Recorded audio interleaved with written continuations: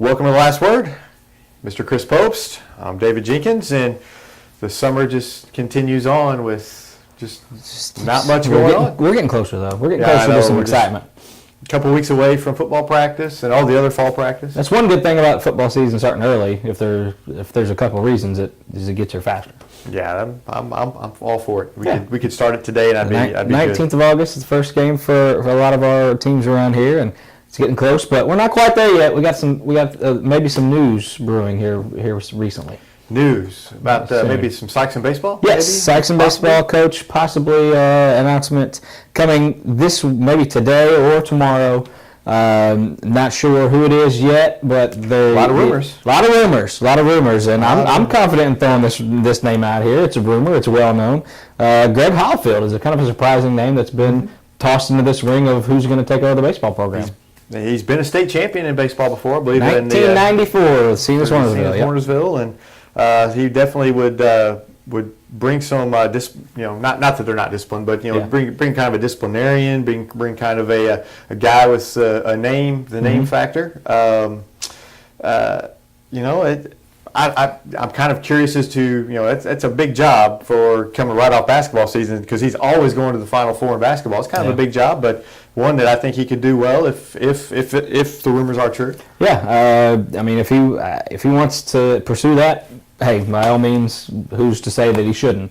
But the only concern that maybe basketball fans would have is that towards the end of the year, obviously, I know basketball mode is one mode, and then the season ends and you get into a new mode. But maybe baseball fans would be concerned about maybe a slow start to the season, right? As far as that goes, and getting, not to saying he wouldn't be prepared or anything like that, because I think he would, just because knowing the coach that he would be. But going right in from basketball, a late March possible run that Sikeston is always on, like you said, going into baseball season, that'd be a tough transition, but it's one I think that he could make. And that's being said, if he decides to take the job. Right. I mean, he definitely could make it. I don't see any problem, with that. I think he's very energetic. Anybody that knows him, he's very energetic. He's very, I don't think it would be any issues. I would not envy him at all. That would be, I'd be worn out just thinking about it. Yeah. But honestly, it'd be a great hire. Not that and they have some current assistants that we have heard have applied as well that could also do a job, but they're just not as an established coach. He coached down there for seniors for quite a while and had a lot of success, and knows a lot about baseball. Anybody that knows Coach Hallfield knows that he loves baseball and knows a lot about it. So, I could see it happening. I could see it, but I could also see it as being probably a little much, and then him not wanting to do it. But either way, I think Sikeston's going to be in good hands whenever they make that decision later this week. Jensen, you mentioned before, as far as maybe Hallfield having the option to do it, would it be maybe a situation where he does it for maybe a year to kind of help maybe some of these younger assistants kind of groom them a little bit? Not to say that they maybe not ready for it at all, but maybe give a more established coaching experience. Right. We just kind of discussed that last night. That's definitely a possibility. I don't know. Coach McGill, he knows what he's doing. Yeah. He's the athletic director at Sikeston. He knows what he's doing, and he's going to make the right hire, and he's going to do it for the right reasons. And I think everybody involved will do it the right way. And if that's what they decide, then I don't see any issues with that. I think that would be a good idea. Because some of the assistants haven't been here long, and get them more accustomed to the program and how things are done. But like I said, I think there's some good candidates there and the assistants as well. I just know, I know that they felt a little hamstrung just because there was just not a teaching position available, and they really couldn't do a big time search. But at the same time, like I said, they've got some good assistants and some good options in house. So we'll keep our ear to the ground on that, and like I said, we won't 2 weeks from now, we might be talking about who Sikeston's new coach is, but expect an announcement today or possibly tomorrow about that. And Jinx, the Fighting Squirrels find themselves in a very uncharacteristic place right now, as they don't have any place right now. They're hibernation. They're in hibernation for the summer, and it's kind of one of those things where we just it's summer baseball time. It's getting towards the regional. Well, the Squirrels no, they're not, because they lost in the state tournament this weekend. I tell you what, things have changed so much in the last 10, 15 years. It used to be all Legion, and now the Legion's pretty much non-existent. It's just whether three teams. There's 3 teams in the Legion tournament. it's almost like, what's the point? And you look at those Legion teams, and not to take anything away, but those Legion teams, I don't think, in my mind, stack up to what the Senior Babe teams have.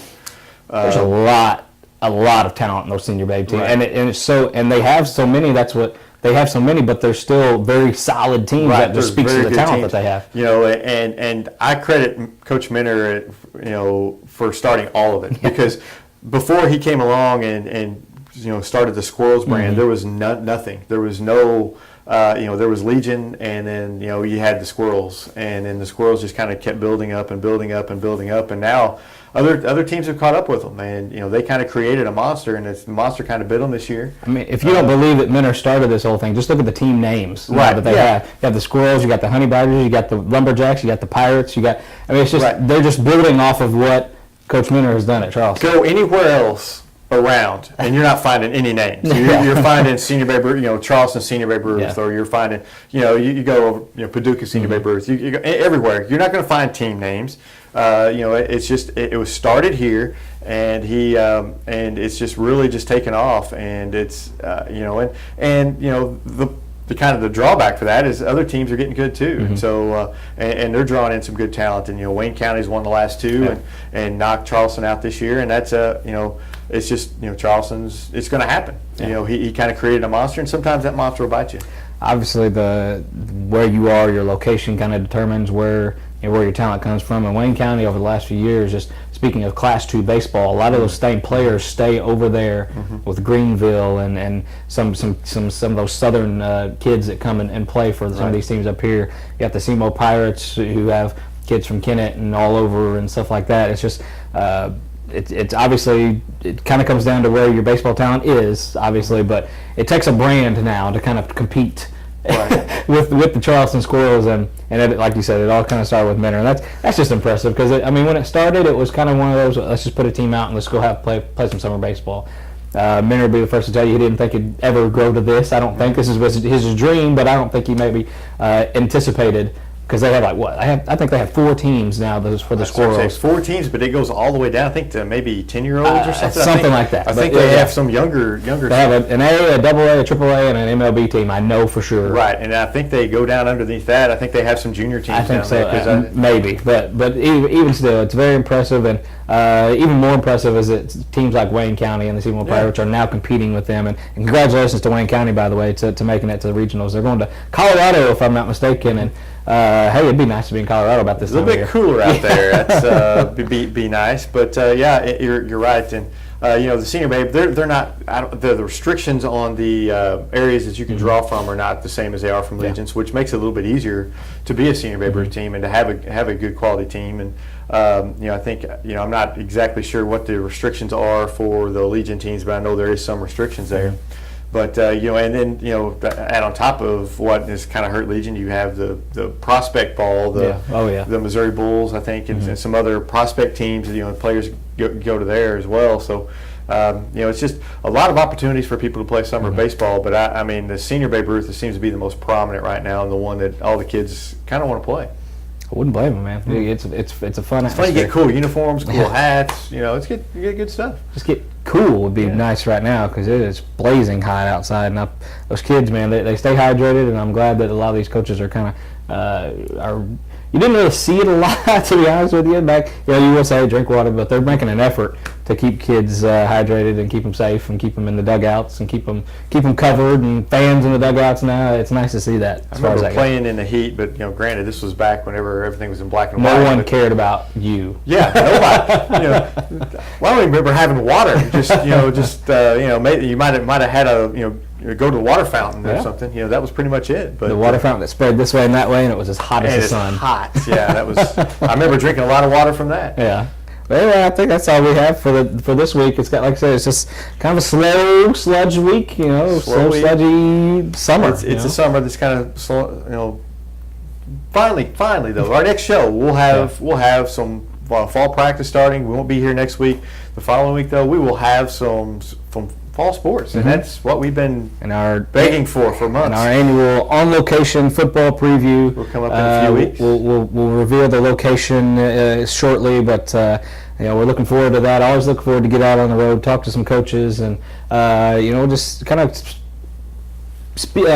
peek on some teams, a little bit. I like to see what's coming on in football is right around the corner. Got a lot of new coaches and stuff, so we got a lot to talk about in our next show. So we'll be back in a couple weeks, and hopefully you stay cool and don't melt away before then. So we'll see you next time. Last word.